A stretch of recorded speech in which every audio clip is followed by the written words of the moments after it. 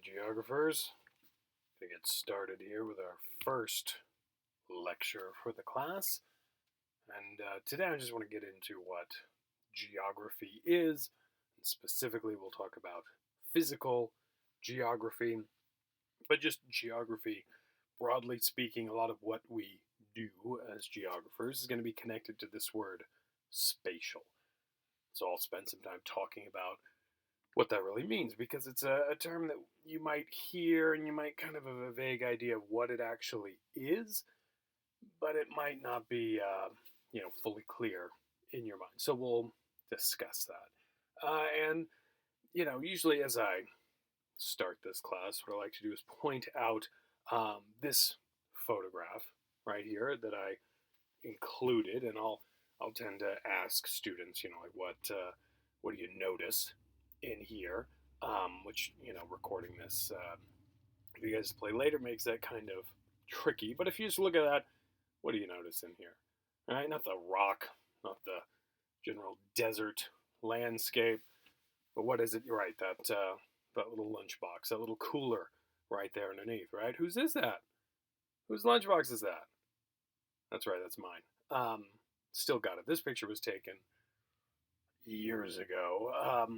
A long time ago now, and it was taken somewhere in New Mexico, and I say somewhere because I don't exactly know where we were at the time, but this was a job long before I was doing the professor stuff. Actually, I teach geography now, but my first degree, my bachelor's degree, was in anthropology with a focus on archaeology, and I worked as a professional archaeologist for a handful of years before I got tired of doing it. But when I did this, I worked on projects around the country, and would wind up in places like this, where somewhere in New Mexico, because we actually stayed in Arizona, like on the border of the two states, and then every morning we'd get up, be driven miles and miles out into the desert, and we would just dig stuff up and look around for stuff. And it was part of a project to make sure that there weren't important resources, artifacts, things like that in this area, because they wanted to expand a dirt road to get better access to a mine. So we were just, surveying this stuff to see what was out there, all right, before construction began. And this too, actually, when I look at it, I always remember, this is where I saved a young woman's life, in this exact spot. But you guys, you don't want to hear about that. You want to get into spatial and what that means, right? Okay, so here we were, sitting there at this area, having lunch, because this, of course, it's the only spot in the New Mexican desert where we have some shade, right? So every day when we got to have lunch, this is where we would sit down and eat, in this one general area where we were working. And so that was great. So we're sitting there, we're eating. Unfortunately, since it's the only source of shade, we're not the only ones, not the only organisms who are hanging out in this spot. So we're sitting there chatting or whatever, and I notice by this young fellow archaeologist, I notice a snake pop its head out of the rock pretty close to where she's sitting. And the type of snake, right? Kind of the brownish coloring with this diamond pattern on its back. Look, if she gets bit by this thing, she's gonna die, because I don't know where the nearest hospital is or whatever. I mean, the little town where we're staying, at like one gas station. So yeah, it would take hours and hours for her to get to any help. She's gonna die if we panic, if she gets bit. And luckily, I'm a pro. I know what I'm doing. So I calmly get myself in between her and the snake. That's right, putting my body into harm's way. And I very calmly just, say, you're going to want to move out of the way. Got a snake right here. And she said, oh my. And yeah, she gets away.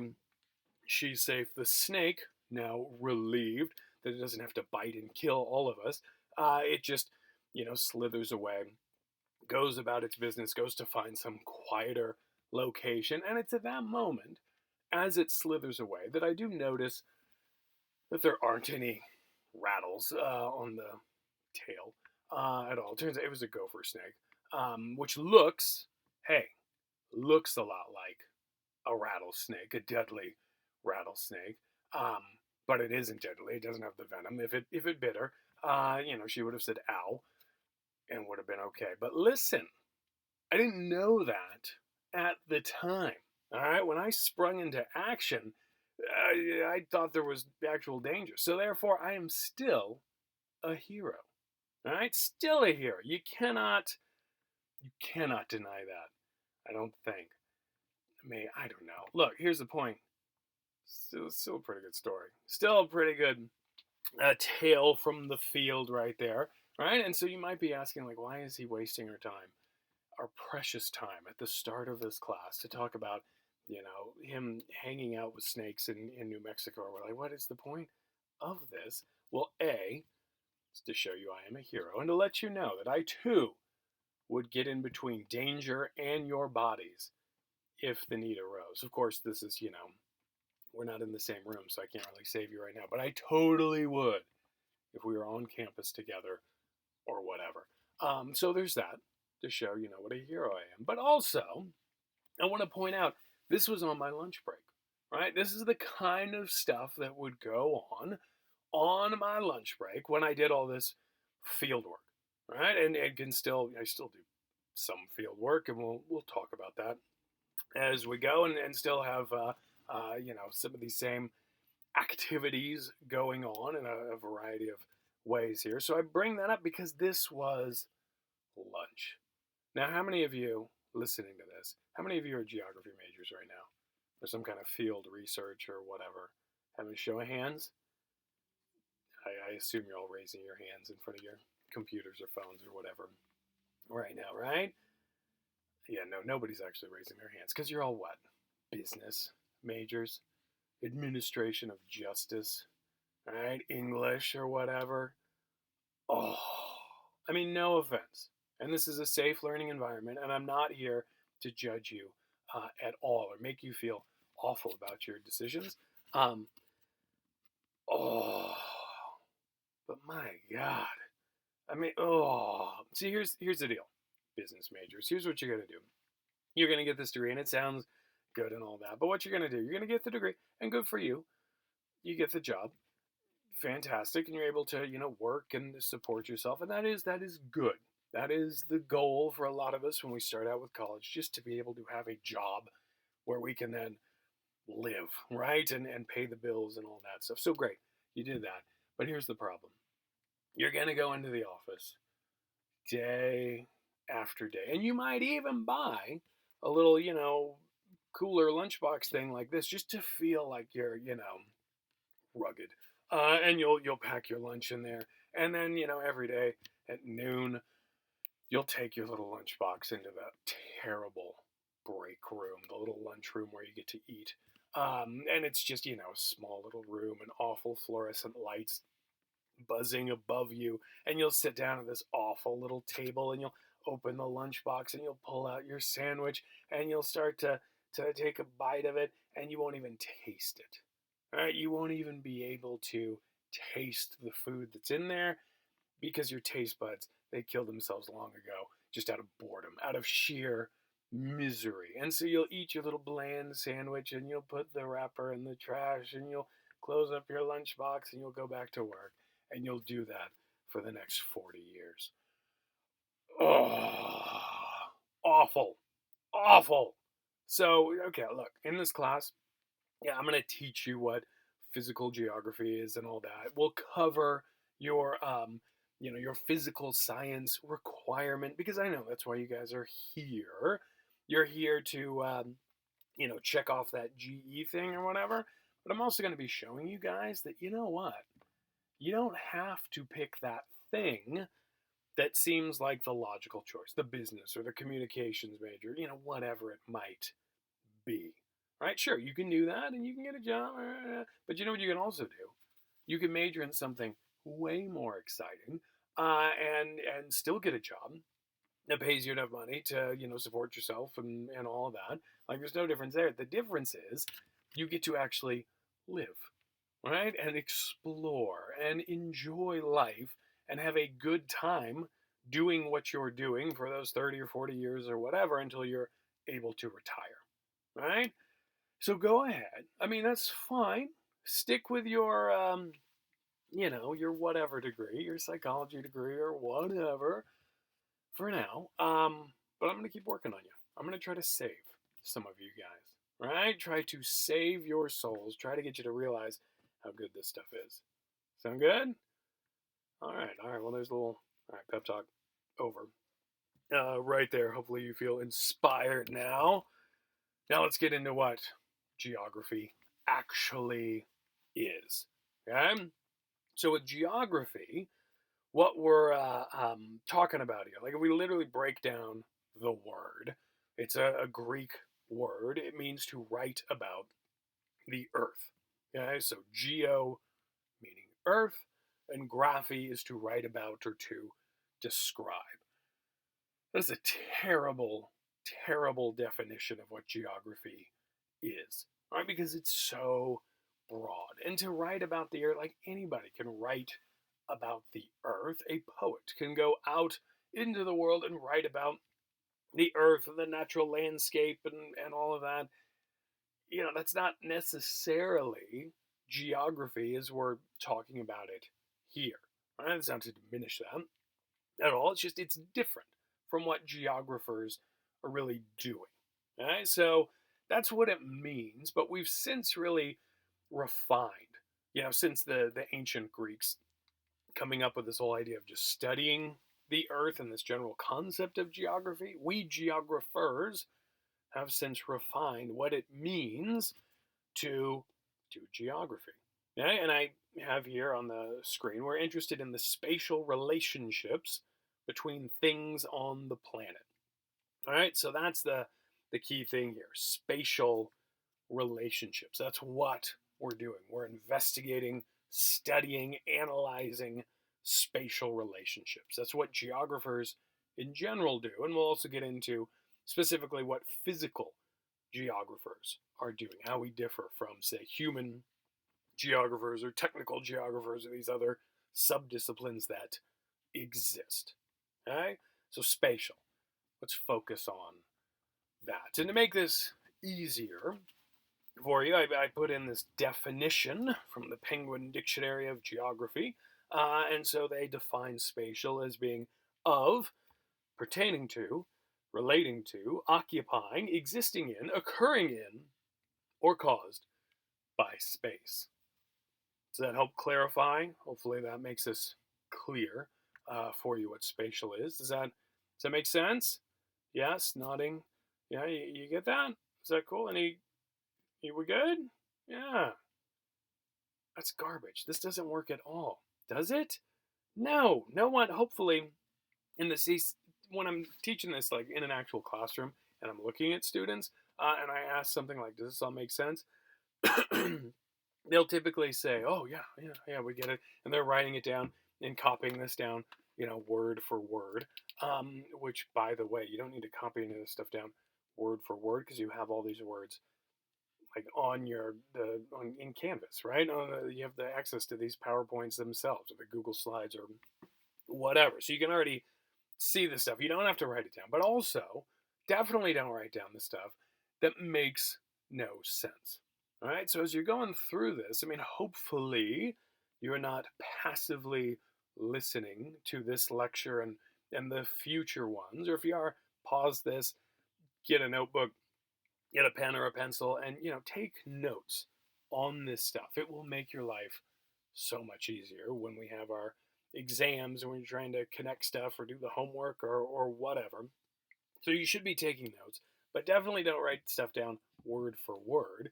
And if I say something and it doesn't make any sense, well, definitely don't write it down, right? Because then that's you just doubling the confusion. But you need to question that. Now, unfortunately, with this method of delivery, you can't just stop me and say, whoa, whoa, whoa, that doesn't make sense. But what you can definitely do is, write the stuff down Like not, write this down word for word, but just say spatial definition, like put big question marks or whatever, like don't get it.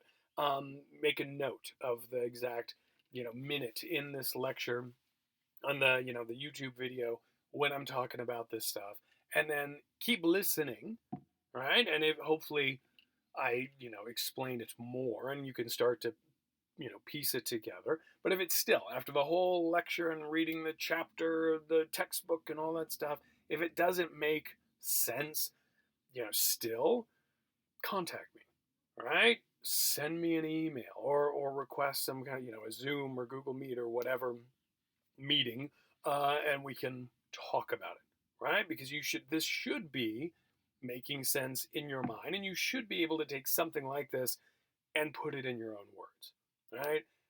This this is garbage right here. I literally, or honestly was trying to, find a definition that would make this easier for students. When I found this, I was shocked at how bad it is, because really all it's saying is that spatial means space, right? Spatial, it's space. That's, a piece of cake. That's like, if I had to define what a table is, I would say, well, it's table-y. That's not a good definition. Okay? And it turns out spatial is a tricky word. So rather than, trying to have that perfect one or two sentence definition, what I found is easier for students is to discuss, just examples of spatial, of doing spatial things. And in this way, it helps make sense of what we mean when we're talking about spatial. But it also, you start to realize that, oh, I actually kind of already do geographic stuff, right? I already think like a geographer, whether I really, pay attention to this fact or not. All right, so like this slide, right here, we are spatial actors, meaning we humans are spatial. We move, right? We travel around, and that's part of being human. That's a key thing for humanity. Pop quiz. Where do the first humans show up? Where do they arise? Like the very human number one. We call her Eve, which is fun, blending Christianity and science and all that. But the very first Homo sapiens, where does she show up? Perfect. Yeah, I'm guessing you all shouted East Africa into your phones or whatever. You're absolutely right, students. East Africa. So we have the very first human. She shows up in East Africa roughly 200,000 years ago. It's something like 220, 230, something like that. But over 200,000 years ago, a human shows up. Okay? We don't all stay there, though. Humans don't stay confined in this area. Some do, right? You have some humans that are like, hey, this place is pretty cool, right? So they stay there. Others are like, I'm cool with this whole Africa thing, but I don't like the east side. I want to go to the west side or down south or up north or whatever, right? You have others still who are like, what, forget this. You guys are all jerks. And they go up into Asia and Europe and eventually will, head over to North America and South America and so on, right? So in a relatively short amount of time, we'll be talking about that idea of relatively short amounts of time when we look at the entirety of how long the Earth has been here, how long some stuff has taken to develop or change or whatever. 200,000 years, not that impressive in the big grand scheme of things, right? So in a relatively short amount of time, humans travel all over the world and populate every space that exists, right? Every single piece of land, humans show up there, right? Either explore it a little bit or put permanent cities in there or whatever it might be. So we humans are quite spatial in that we like to travel, we like to move, and we're actually quite good at it. We understand concepts like distance and direction, right? How to go from point A to point B. And it's really remarkable to learn about how humans came to populate islands in the South Pacific. Right? You guys have all seen Moana. It's that wayfinding kind of stuff is remarkable. When you think there's no technology, but early humans were just, confident and competent and able to just go, yeah, I'll get on this boat. I'll head that way. I have no idea if there's land over here because none of my ancestors have ever gone this way, but I'm just going to go check it out. Right? What's the worst that could happen? So we're very good at moving, at traveling, and we've also, over the years, we've invented and developed technology to make this easier, right? To make it less scary, to make it easier for the average person to go from point A to point B. And smartphones and GPS navigation and all that stuff, it is incredible. Like, it's wonderful. And I'm an old enough man to remember before we had this stuff, or, a lot of students, that you haven't known life before, Google Maps or whatever. You've just always done this. You've always, typed into your phone or even spoken into your phone, and it tells you where to go. And this is great. It is wonderful. Life is so much easier. At the same time, this is going to be the death of us all. I mean, it happens all the time, and it's been going on for years now. This issue where we rely on this stuff to the point where we don't actually think about what we're doing. Our critical thinking is shot. All right, now this story here back in 2009. This was the glory period of people doing stupid stuff with these things, because it was new and there were enough bugs in the system to where even good, competent people could screw stuff up. It still happens today, where we've got, and I talk about some of those in some other classes I teach. So all this stuff can still happen today, but there was just something like that, 2008 through 2010, 11. Oh, those were the good days of people really making poor choices with this stuff. So this is a story from the United Kingdom, where it's a driver, like he's a delivery driver, pretty sure. He's driving around, and his they call it sat nav over in Britain, satellite navigation, which actually is a better term, but we don't use it. We just call it GPS. But this driver, he's following the orders of whoever is speaking to him on his phone or in the onboard thing or whatever.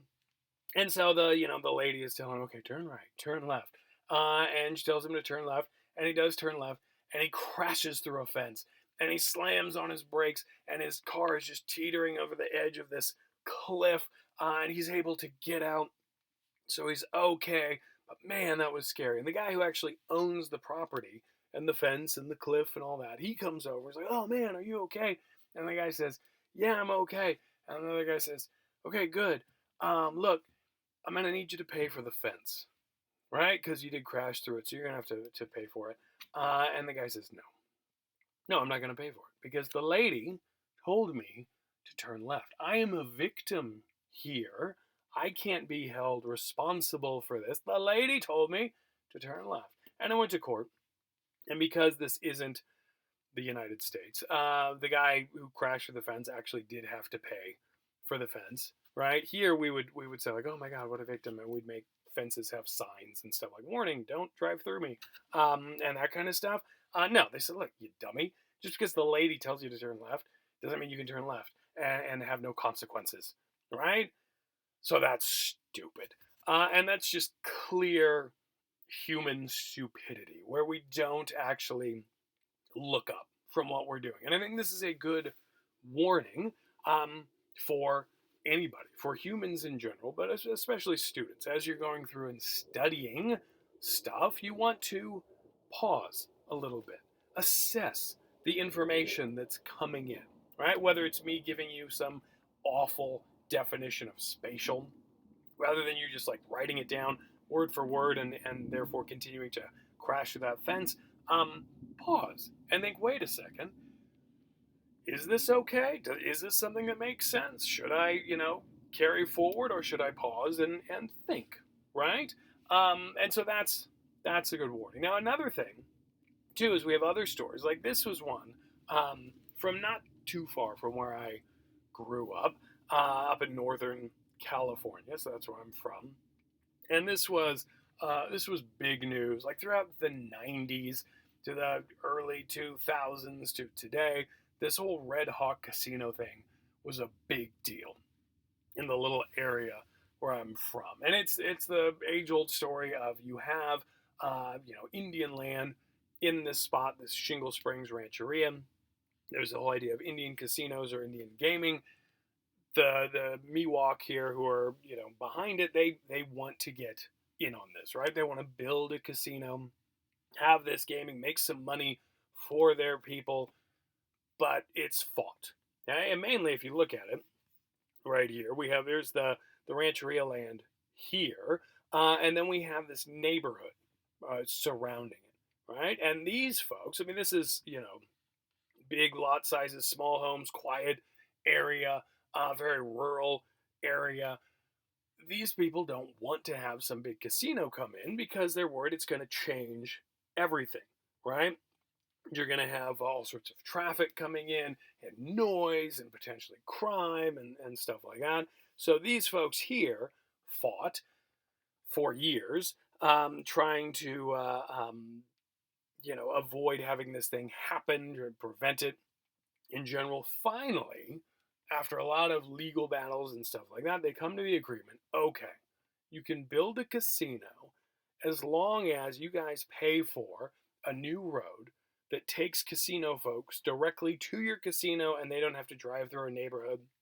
We don't have to see people, don't have to hear people. So if you're willing to spend the millions of dollars to put in this new infrastructure, okay. All right, we'll allow it to take place. And so they come to this agreement. Finally, it happens. You can see the date here. This is back in 2008 when the casino is finally built. It's ready to open up. And on that grand opening weekend, it's a disaster. It just does not work out at all. And it's because people are starting to rely more and more on Google Maps and MapQuest and these older versions of this stuff that we had. And so they would plug in the address of the casino and the computer didn't know what to do because this road that was built right here didn't exist yet in the databases that the phones or computers or whatever were using, right? So it didn't exist yet in the system, and therefore the computer, as it's trying to, give you the perfect route, get you to the spot, it doesn't know what to do. So it routed everybody, past the actual casino itself and back into this neighborhood. So the irony was these folks were trying to avoid all of this. It didn't work out, and it got to the point like everybody got lost. Even delivery folks, big trucks and all that, driving into this little neighborhood were getting confused. The residents started putting up, they had like poster board up with directions saying like, okay, you want to turn around, get back on the freeway, all that stuff. It was ridiculous. Now this again, you could think like, well, okay, it's not the same as like turning left into a fence. These people were just, they were simply trying to do this. It was really the computer itself was failing. You can't blame everybody, right? No, I decided this is ridiculous. We're going to blame people, mainly because I know the area and thought like this just doesn't jive, right? So I did some field work, which means I was like driving back for Thanksgiving or Christmas or whatever one year and decided I'm going to look at this and really think about like what happened to these people who got lost, right? And so this is Highway 50. Again, not far from where I grew up. It's a very rural area. You can see just with this freeway here, very simple on and off ramps that exist. Little Shingle Springs Drive. You guys see this green stuff on the side? Antelope Valley students, you guys see that? Those are trees. Yeah, it turns out in other parts of the state, they get stuff like rain and water and happiness and trees and all that. We'll talk about that too because I know from experience a lot of you guys have never left your neighborhood. It's amazing trees. Check them out. They're phenomenal. So this is what it looks like for the most part throughout here. And I'm approaching the casino. And then we get to this right here. Totally different sign. It's massive. right here. And I don't know if you guys remember. Do you remember the name of the casino? It was Red Hawk, right? And what's this? Red Hawk Parkway. Okay, well, it's, I mean, the computer's not telling me to turn here, so I'm not going to do it, right? I mean, that's absurd. I've got to keep driving, continue on to another exit because this isn't what it's telling me to do. That's ridiculous. It's like going to Disneyland or some big theme park or whatever. Like, I don't really need directions to get to Disneyland. I just look for the road that says like Disneyland, Drive or Boulevard or whatever it happens to be. It's pretty straightforward, right? That's kind of the same thing here. But everybody said, nope, not going to do it. And they kept driving. And then as you continue past that exit, and this photo doesn't do it justice, but it's just all this concrete shooting out of the earth. It looks so different from anything else. It looks so new. And it's saying, no, drive on me to get to this casino. Nobody did it. They just kept driving on. They went past, and then would wind up in the neighborhood. And rather than even like pausing and going, wait a second, I bet it was that thing that we passed and had the same name and all that. No one did that. They immediately stopped, panicked, and started knocking on doors, saying like, oh, how do I get to the casino? Come on, Americans. We can do better than that, right? So it's not just the relying on technology is bad or whatever. It's the idea that we're not critically thinking about the world, and especially with our spatial reasoning, our ability to move from point A to point B, to think spatially, meaning to think about how to move through space, right? We don't do it. We panic, we freak out, we do all that stuff. We got to stop. All right, this is an example where it'd be really easy to fix your error. Nobody involved here did that though, right? To the point where it became a big story because so many people got lost. All right, so this is great, but you know what? The best, and nothing has ever surpassed this woman here. Like I said, I've got pictures of cars going into bodies of water and stuff like that. I share with some of my other classes. Nothing has ever defeated the Belgian lady. This story, right? It's the greatest GPS related story ever.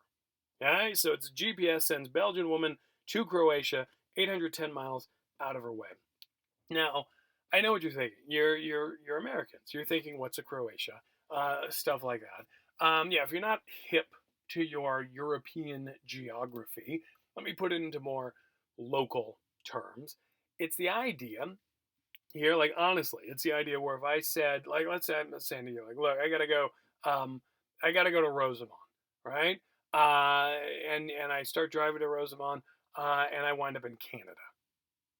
You follow that? That's pretty significant, pretty significantly out of the way. The difference, though, if you did that, at least you've stayed in the same country until you hit Canada, right? Whereas, with this lady, she goes through multiple international border crossings, right? She's going in and out of different countries. Not once does she go, something's fishy, right? In fact, the only reason we ever found her is because her son reported her as missing, okay? That's significant. She could still be driving today all over. Well, who knows where she could be now, right? She's over in Siberia or wherever, gone around the earth multiple times, getting on the ferries or whatever. Just amazing. But her son reports her missing. People find her in Croatia, stop her. And what's great too is the reason we know about this is because she gave interviews, right? She talked to the press, and you find these different things, and some of the numbers don't add up. It's actually most of what I've read. It's even longer than the 800 or further than the 810 miles, and that 90 miles thing. Even that is kind of it was shorter. Like it was closer to like 20 or 30 miles that she was supposed to go. That's amazing.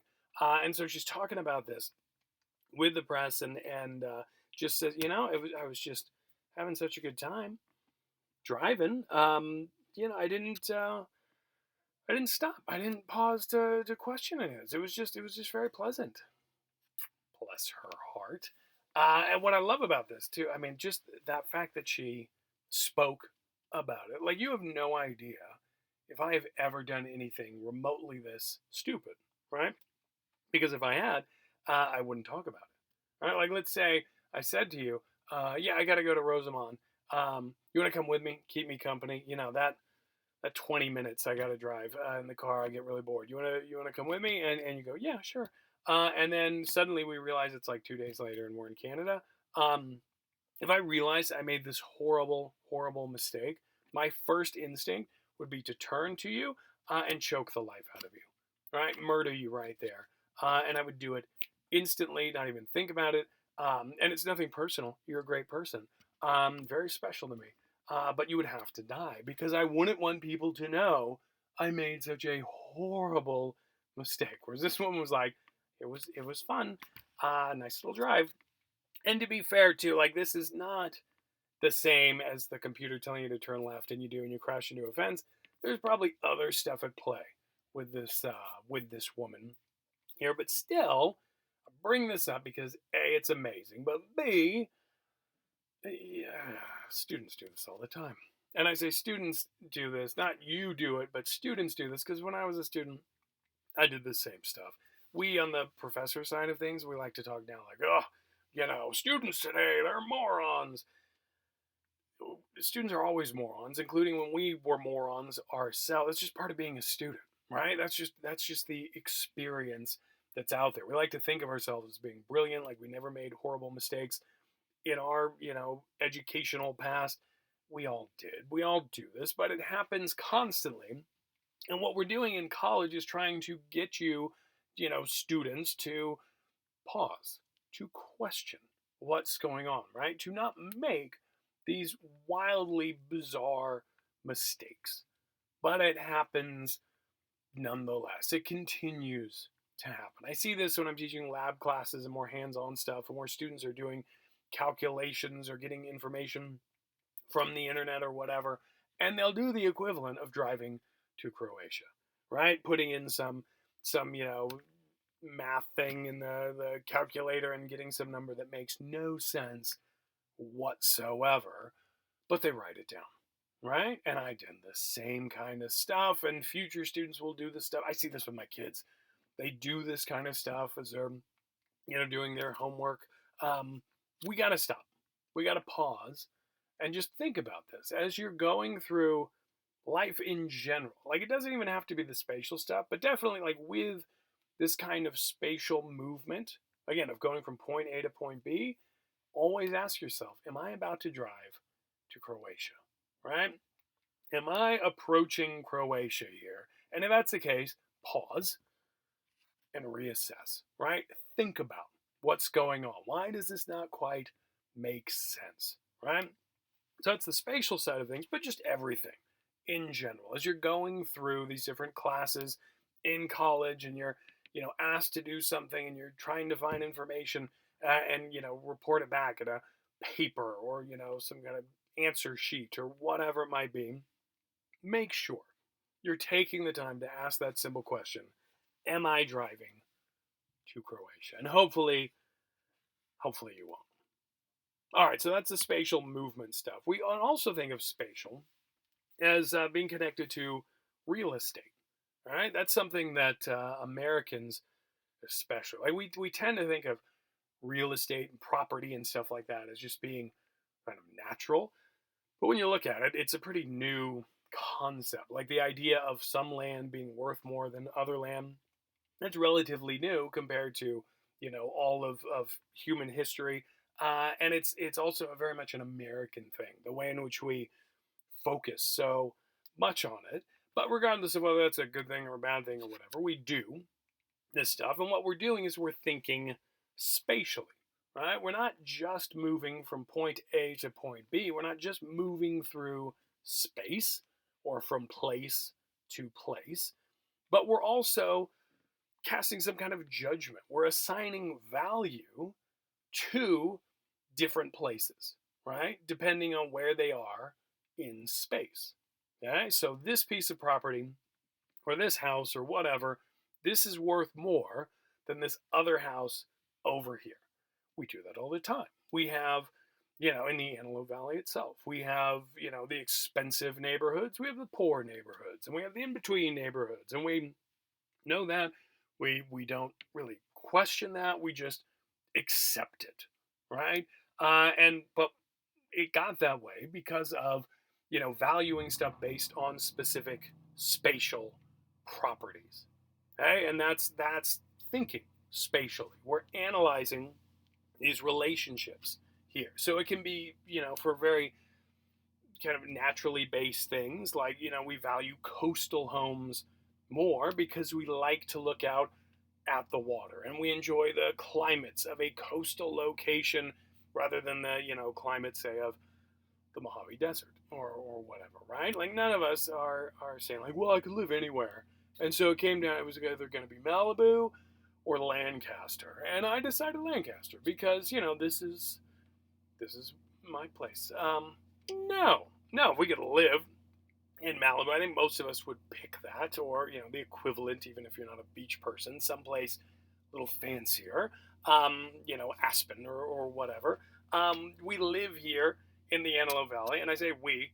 I'm not better than any of you guys listening to this here. We live here because people don't value this place as much as they do other places. Much easier to live in the Antelope Valley, to buy a home, to just be able to survive, than it is in the places that are valued higher, right? So in just our thinking about that and the fact that that exists, that's another example of spatial relationships and thinking spatially, right? So we're valuing different houses or offices or whatever it might be. And we even go into this further, the way we organize these places, right? How we go into our homes or offices or whatever. We have these spatial patterns. Some work, some don't, right? And that's you kind of know that. If you ever go into somebody's house and you walk in and it just feels kind of weird or wrong, that's based on spatial patterns. and likewise, if you go into some place, you're like, I really like this. It's because of how stuff is set up. Not just what's in there, but where it's located. Again, we're thinking spatially as we go through this stuff, as we're assigning value to things, as we're saying, I like this and I don't like this, right? So that's spatial thinking. Now, we geographers, we're not doing real estate here, but it's still, we're doing similar things, right? So we are conducting what we call spatial analysis. We're analyzing these spatial relationships, and we just want to, figure some stuff out based on space and place, based on location, how these different locations interact, and the things in the locations interact, and all of that. So one very easy, kind of the starting point, one type of spatial question is simply what is there, right? What plants do we find in the Amazon rainforest? And these are questions that we're going to answer them. At the end of the course, we'll get into biogeography. We'll specifically look at rainforests and the Amazon. I'll focus on more than some of the other ones. We'll get into the plants we find, just, what is there, right? Or what type of rocks are at the top of Mount Everest. It's actually a pretty cool answer right there. I'll get into why that's cool when we get to that part of the course. But we're looking around the world, trying to get to these more remote locations and figure out what's there. And that's what early geographers did. It was simply exploration. It was trying to get out and see what existed, out in the world. But then once we start to catalog this stuff and map it, and we know what's out there, we then logically want to move to the next level of question and say, why is it there? All right, why does this thing exist here and not in some other location? So California, why does California have so many earthquakes, all right, compared to other states in the country or whatever? Like, why here and not in some other location? And of course, we'll get into that and plate tectonics and all that stuff. Why do we find unique animals on islands? We'll get into that with evolution and natural selection. You ever looked at what lives in a place like Australia? It's all wrong. It's all weird. Like, look at a kangaroo. Homework assignment. Just look at a kangaroo.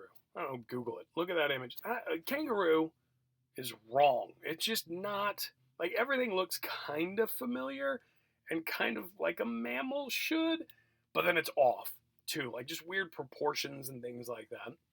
And the reason why I, a non Australian, say a kangaroo looks off, looks weird and wrong, it's because it's unique to this very specific island. We don't have kangaroos or similar kangaroo type animals anywhere else.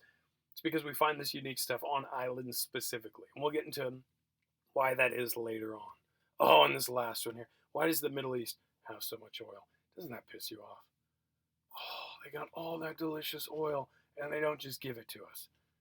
Oh, don't they know we Americans, we appreciate oil more than anybody else? Why don't they give it to us? Why do they get to have it in the first place? All right? We'll talk about that. We actually have, oil here in California, as well as other locations in the country here and other countries around the world. We'll get into why that is. It's not just, luck where you, kind of stumble upon some oil here, but not in this other identical location. There's a spatial component. There's a reason why it's trapped at one location and not in another. So we'll cover that why. All right, we'll spend a lot of this course getting into the why do things exist where they do. And then equally important is to take it a step further and look for connections. All right, how does X affect Y or influence Y? Or does X even influence Y? Or is it just a coincidence that they happen to be in the same spot or whatever? All right, one thing we'll spend time getting into here is this idea of how does human activity change Earth's climate? All right, climate change and the human connection to the changing climate. We'll get into that. We'll get into why is this taking place? How is it taking place? What's going on here? And it's a case too. I think we're finally at the point, like, I don't have to say even that there's no longer a debate as to whether it's happening or not. Everybody realizes, even the most skeptical denier people from 10 years ago, 20 years ago, have accepted that, yeah, okay, the Earth's climate, it's changing. It's pretty obvious that it is. There is, people will say there's a debate that, yeah, but is it really humans doing it or is it all natural? That's nonsense. We humans are doing it. We're accelerating it. And I'll spend time talking about how we know that, what that means, and also getting into, so what? All right, that's a legitimate question to ask. Okay, the climate's changing, so what? Does it affect us? Should we care? Like, is it just going to be a little hotter? Like, I can deal with it. I'll just crank up the AC, right? Or whatever. We'll get into the so what behind this and see, what we need to do to deal with it. All right, so we'll cover that. Also, this idea here, can we bring more water to the desert? We'll spend time talking about water resources in general, but I'll specifically look at here in Southern California and here in the Antelope Valley. Like, how do we get our water? So I don't know if you looked around. There's no water kind of naturally existing, so we got to import this stuff, right? To be able to have the water resources, to have the amount of people we have in this area. So we'll talk about that. And one issue with this is we find it's always the case. Whenever we start to change this stuff, whenever we start to bring water in, from one location to another, it's not always the best move. There's some unforeseen consequences. So it's like, yeah, we can do that. But then the next step is, okay, so what happens when we do bring more water to the desert? How does that affect the desert in general? How does that affect water in general for, say, all of California? How does that affect human lives? And how does that connect to climate and, all of that stuff? So we're not only going to get into why do things exist where they do, but we'll start to see some of these connections, how stuff is connected and how messing around with this thing over here can affect this other thing. And again, the key thing is that it's all space, right? It's all spatial. It's all where is this stuff taking place? That's the key thing. So we'll cover stuff that other sciences, other disciplines will cover. Like, we'll talk biology.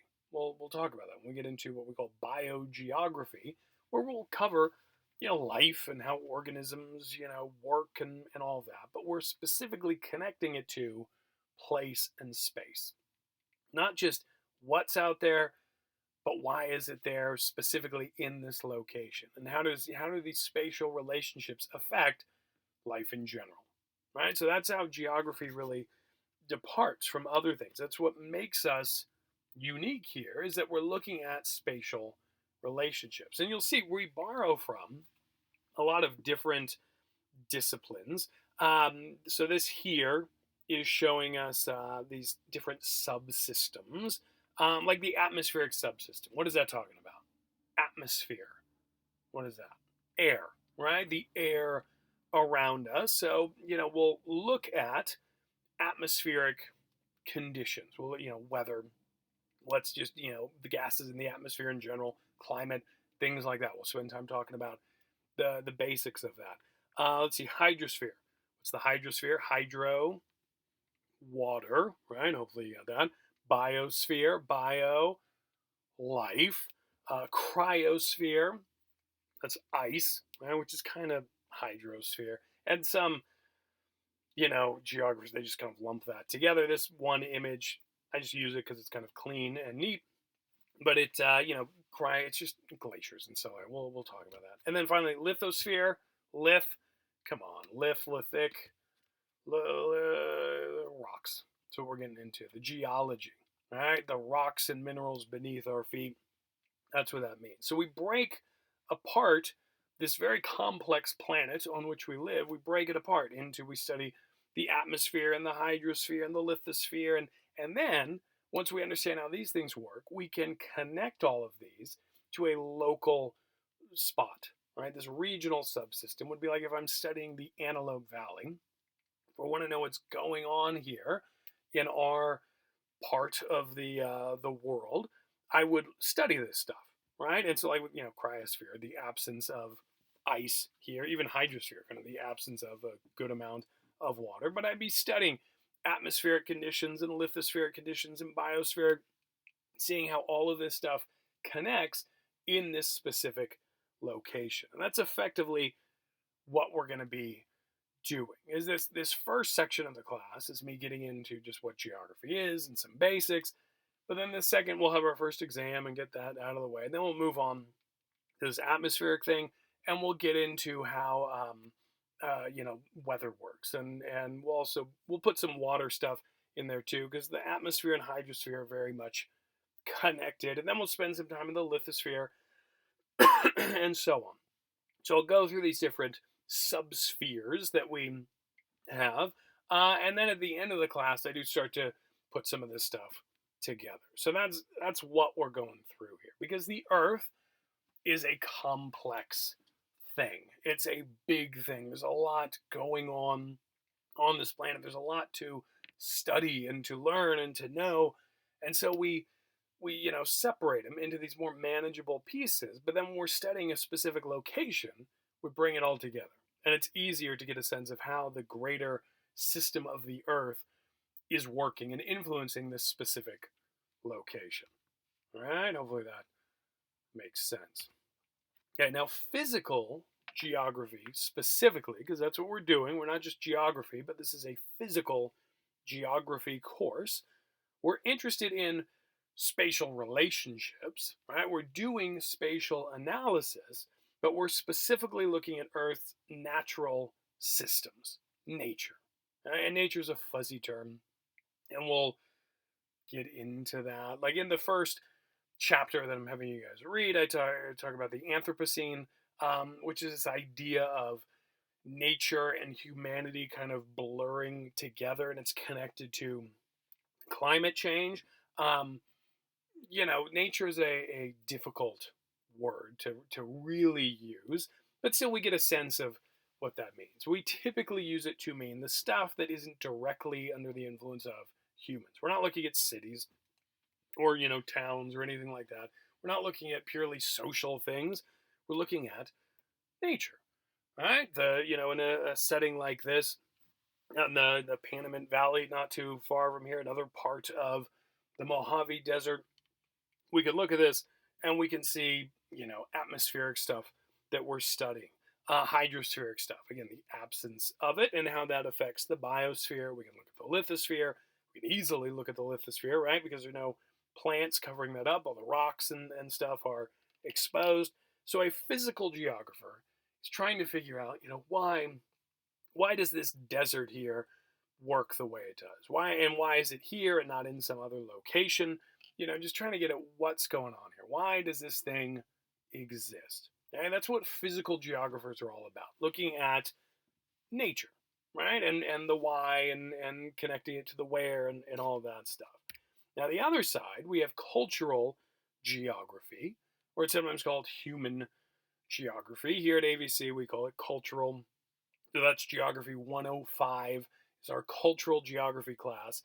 And in this class, we do the same stuff, meaning that we're still doing spatial relationships and things like that, but we're looking at how people on the planet, exist in across space and in a specific place and all that. So the same, what's there, why is it there, how does this influence that, or whatever.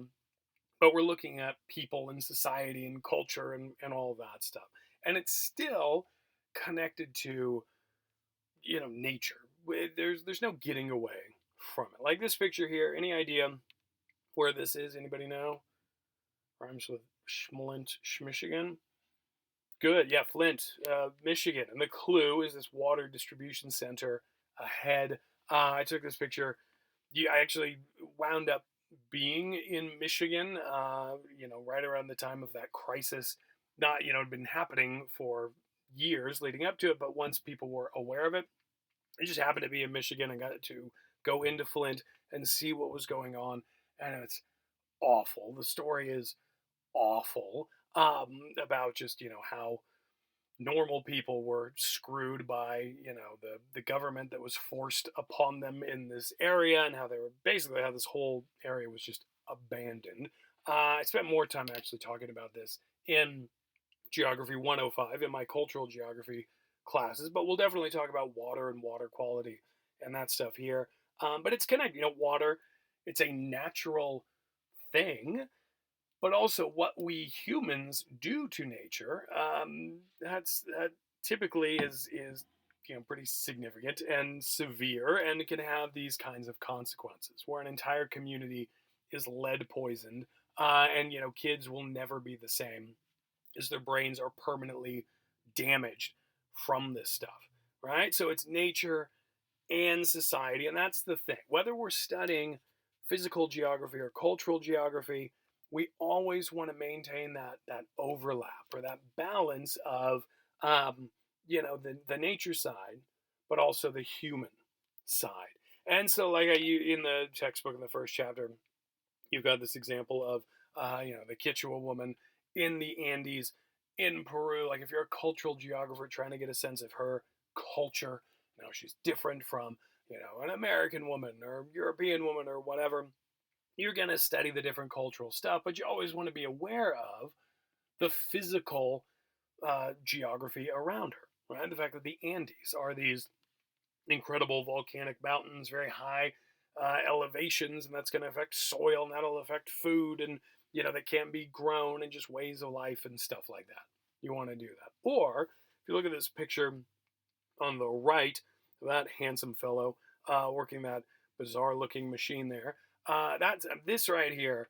All right, so that's me. And this was from like a million years ago. I found this on a company's webpage that I used to work for. They just used my image without my permission, which I don't really care about. But I just found it and stole it, and I do actually I like it, because it makes me glad I'm not working for them anymore. But also, it's a great bizarre little scientific instrument that we have here. So this EM device, electromagnetometer, what it does is it generates these magnetic fields and then sends them down into the earth. Okay, so you've got this box thing right here. Here's the brains of it and the GPS and all that.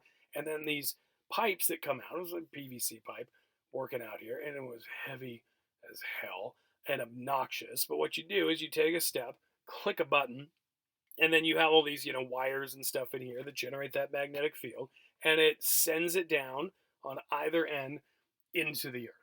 And that magnetic field is able to go down through the top soil there, through the top of the earth until it hits something of a different density, and then it's bounced back up. Right? So it's like sonar or radar, same kind of idea, but this is able to go through the ground itself. And again, this is back in my archaeology days. And so we would take this out, and it's great because you don't have to dig the whole area, so you can use it to find, where stuff might be. And you, of course, when you map this stuff out later, because it's all tied to GPS, and so you can map it, you don't have like, a perfect skeleton or whatever that shows up on the map. You just have blobs. You have areas of weird densities of anomalies, and you think, okay, if there's going to be anything here, it's going to be in this spot, so this is where I'm going to concentrate my digging, right? And so I use this a bunch. There was one project, and I think it's a good example of this whole idea of overlap and doing physical and cultural stuff, because this is, physical science right here. This is using physics to just, study the Earth. It's about as far removed from something like cultural geography as you can, typically have. But we had this project. It was somewhere in Central California where we were hired to, map out what was going on in this cemetery. Okay. And the whole I mean, this looks Ghostbusters, to start with right here, and then to be carrying this thing around in a cemetery, which is what I did. That was a fantastic moment. That was just fun. It was totally respectful, but I felt like Bill Murray. It was good. But so we were hired to map stuff out because they wanted to build up this fence and make it more secure. But they wanted to know where the bodies were to make sure that those graves that are up, near the fence, that they didn't have bodies, too close to where they're going to be doing construction, because that's always a bummer when you start to dig and, skeletons fall out. So our job was to map this, right, to make sure it all worked out. Now, here's the deal, though. This cemetery, this dated back to like the gold rush. It was an old cemetery. So there was a road right next to it and distinct property lines and an already, a not quite so impressive fence that was there. But we're looking at it and we say, you know what? There aren't just bodies in here, right? We need to map the road. We need to see, because our hypothesis, we'll get into what that means later. Our hypothesis was, there are bodies that extend outside of this cemetery. So we had some orange spray paint, and we had some cones. We blocked off the street. It's fantastic. We didn't have a permit or anything like that, but it's amazing. Like, try this. Here's, a fun homework assignment. Get some orange spray paint and a vest and cones and all that, and just go out into the road. Be safe, but just stop traffic. You can do it. It's amazing. That's a great thing about humans is, like, if we're driving and we see someone in a very brightly colored vest and they have cones, we'll wait for them because they're clearly officials. So yeah, we were able to do that. We stopped traffic and walked up and down the street with our Ghostbuster device, and sure enough, bodies galore. Right, they were all spilled out of the cemetery itself. And what was great too is we were simply hired to find the stuff. We didn't have to deal with it, clean up this mess. We just submitted our findings and an invoice and got paid for it. But that was a really cool example of using this physical science, using physics to study stuff, but we're also thinking like humans, right? And that's the real thing with geography. I mean, technically I was an anthropologist then, but one reason why I left anthropology and came over to geography is that I think geographers do a better job of maintaining this balance between the natural world and the human world. And so that's the approach I bring to this class. Not every textbook or class that's taught has the same attitude, but really what I do in this class is, we'll talk about the physical stuff. We'll get into the physical science behind things, but I think most important out of, all the stuff that we study is what's in it for us, right? How does this connect to humanity? Like, why do we care about these rocks that we're going to talk about, or the atmospheric conditions, or whatever, right? That's a big issue I have with climate change and how it's been discussed, is that we don't do a good job of connecting the what's happening to why do we care, or how is it connected to humanity, or doing it in a realistic way, or whatever. So yeah, we're doing the physical science, which I know 99.9% of you in this class are only taking because you're being forced to take a physical science class. We're going to cover the basics of that. You'll learn some sciencey stuff, but I want to make this relevant to people who are, theater majors, or, business majors, God forbid, or whatever, where you don't necessarily care about how, atoms bond and that stuff, but you're humans and you're living on the planet. We need to know how all this stuff works together, right? So that's the idea here. Another thing is we're talking about geography. It's good to know about geographers and what a geographer is, who a geographer is, and quite often geographers are environmentalists. And I would love, if I'm teaching this like in an actual classroom, I do love to, just poll my students about like what, when I say environmentalist, what do you think of? Like, who do you think of, and all of that. And people will shout out things like hemp clothing and driving a Prius, and all of that. Every now and then, I have some very honest and bold students who will also shout out, they're white, which is absolutely true. Environmentalist is such a white term.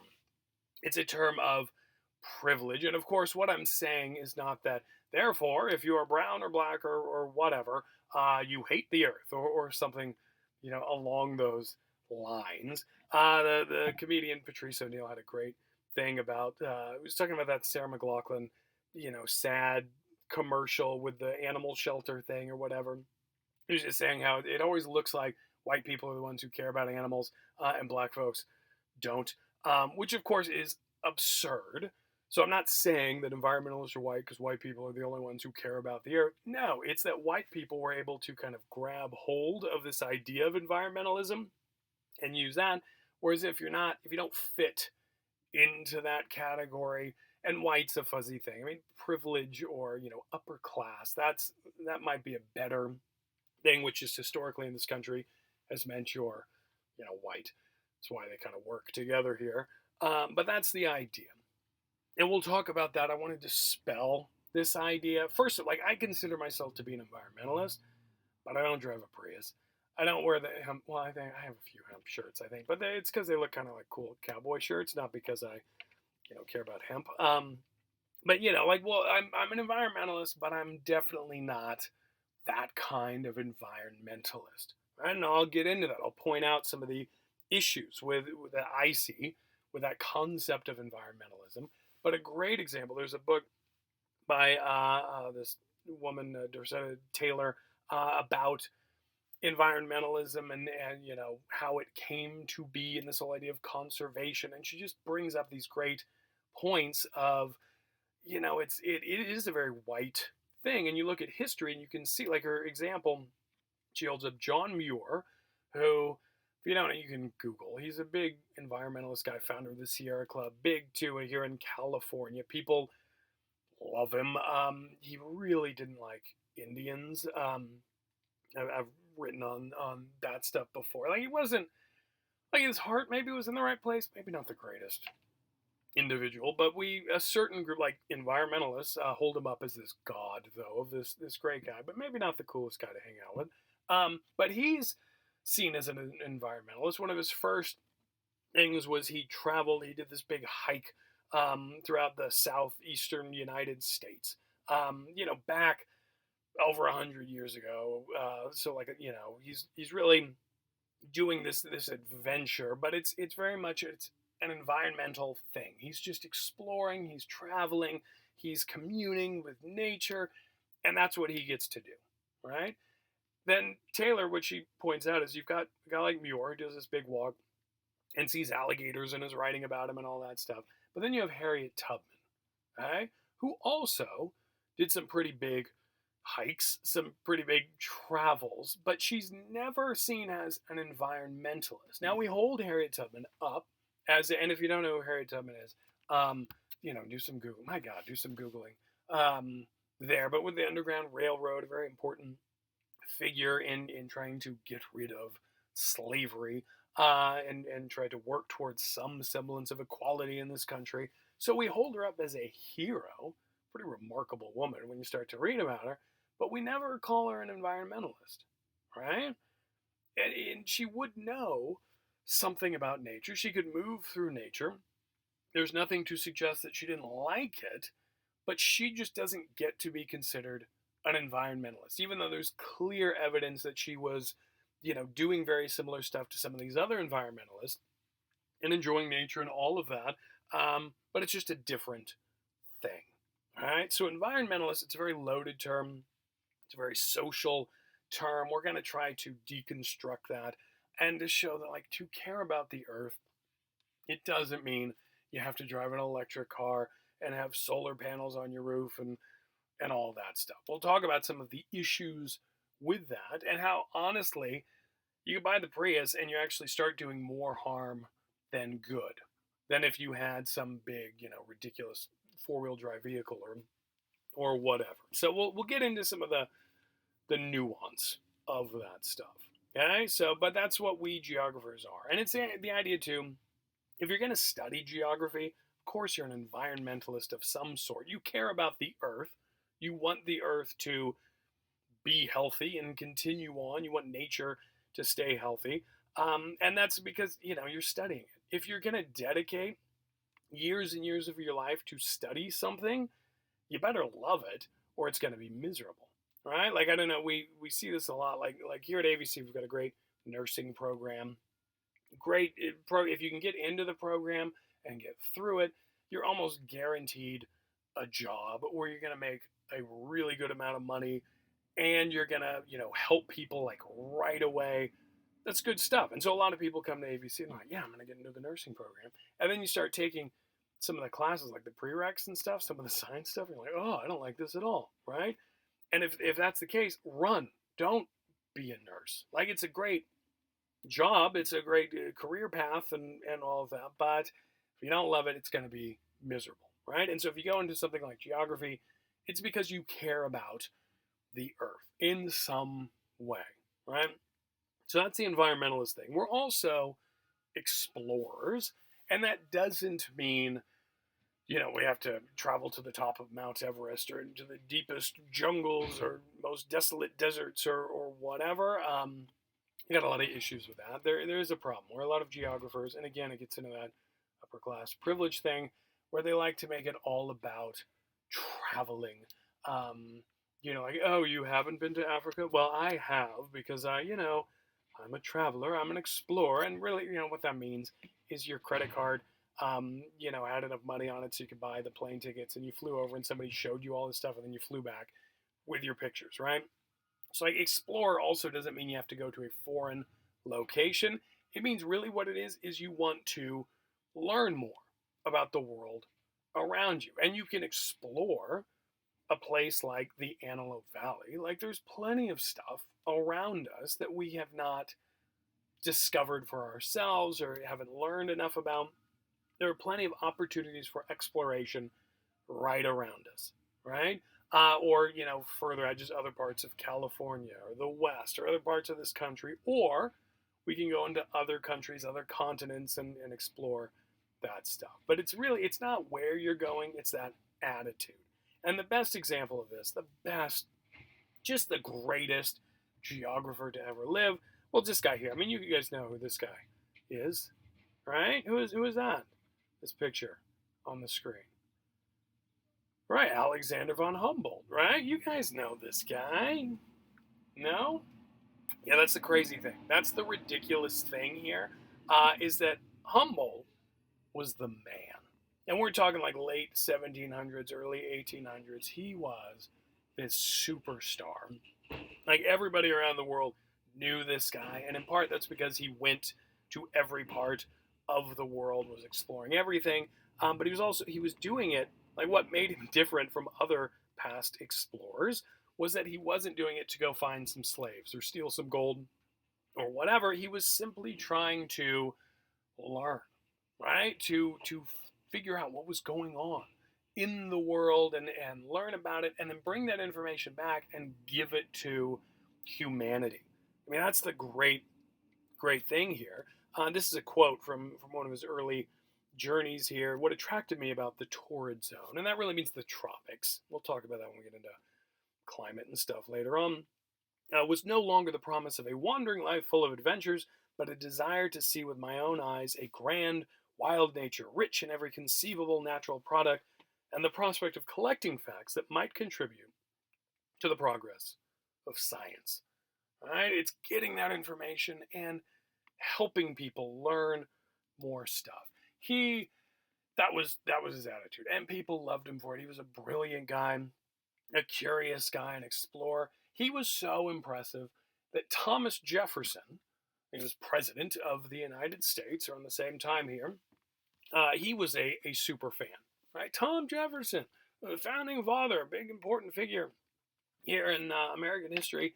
He was a fanboy of Humboldt, and like begged Humboldt to come visit him at the White House and have dinner and meet him. And so when Humboldt was on this side of the earth, he took him up and they had dinner. And later Humboldt said, like, it was nice. He seems like a very smart guy, but Humboldt was he was disturbed by one fact about Tom Jefferson. Any idea what that is? Rhymes with schmlavery. Yeah, it was the fact that Jefferson owned slaves. Humboldt. So okay, first up, German, right? In the 1800s, Germans not known for their tolerance and their like progressive ideas on race and all that. Again, do some googling about that. A few wars you could read about. But so yeah, Germans not known as the most tolerant people. I'm thinking of my grandma. But still, this guy, back well before slavery is abolished and all that, he has this incredibly, what we would think of as kind of modern progressive attitude toward race.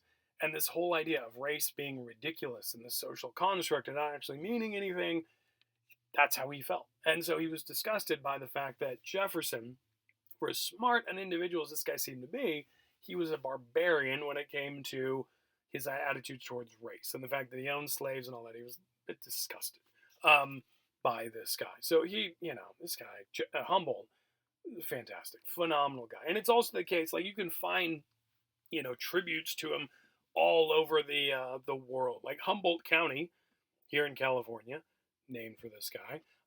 You find statues in Mexico City and in Moscow and just like all over the world. This is one. This is one in the southern end of Cuba. Walking through Trinidad here. My Spanish, as you may learn, it's garbage. I don't know it at all, but I could figure out. You see this, Alejandro de Humboldt, huh? I can figure this stuff out. Yeah, it's Humboldt, and so he was there in Cuba. Like, I didn't know he was here, but just we happen to be in the same place, just separated by a few centuries.